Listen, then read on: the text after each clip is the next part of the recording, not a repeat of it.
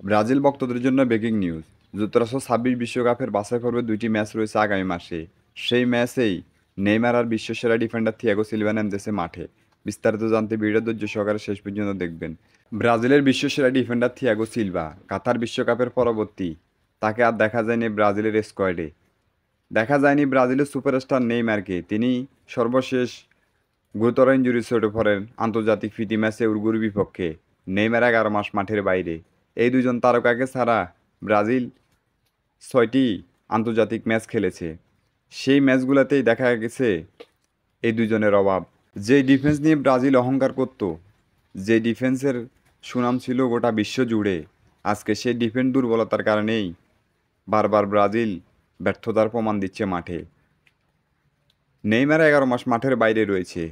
কোনো একজন প্লেয়ার কি ফেরেছে নেইমারের অভাবটা পূরণ করতে? যা আমরা দেখেছি ২০২৪ কোপা আমেরিকার ম্যাচগুলোতে। নেইমারকে কতটা মিস করেছে।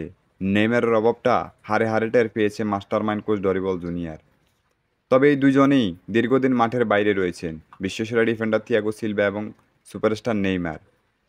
আগামী মাসেই ব্রাজিল যুক্তরাষ্ট্র ২৬ বিশ্বকাপের ২টি আন্তর্জাতিক ম্যাচ রয়েছে। সেই ম্যাচগুলোকে সামনে রেখেই আজকে ব্রাজিলের মাস্টারমাইন্ড কোচ ডরিবল জুনিয়র ২৬ জনের স্কোয়াড ঘোষণা করবেন। তো সেই স্কোয়াডে আশা করতেছি সব কিছু বিবেচনা করে ব্রাজিলের সুপারস্টার নেইমার এবং ব্রাজিলের বিশ্বসেরা ডিফেন্ডার থিয়াগো সিলভাকে দলে রেখেই দল ঘোষণা করবেন। ব্রাজিলের সুপারস্টার নেইমার এবং বিশ্বসেরা ডিফেন্ডার থিয়াগো সিলভা এই দুজনকে দলে না রেখে কী হাল হয়েছে সেটা তো আমরা কোপা আমেরিকাতেই দেখেছি। তো আশা করতেছি ব্রাজিলের মাস্টারমাইন্ড কোচ ডরিবল জুনিয়র দুজনকেই দলে রেখে ২৬ জনের স্কোয়াড ঘোষণা করবেন। এবং এই দুজন যদি দলে থাকে আপনাদের কেমন লাগবে, আর ব্রাজিল দলটা কতটা শক্তিশালী হবে যুক্তরাষ্ট্র ২৬ বিশ্বকাপের ম্যাচগুলোতে, সে পর্যন্ত কমেন্ট বক্স খোলা রয়েছে। আপনার মহামূল্যবান কমেন্টটা করতে পারেন। এবং কি আর আপনার কোনো পছন্দের যদি কোনো খেলোয়াড় থাকে তার নামটাও কমেন্ট করতে পারেন। খেলাধুলার সকল আপডেট নিউজ পেতে আমাদের চ্যানেলটি সাবস্ক্রাইব করে আমাদের পাশে থাকবেন।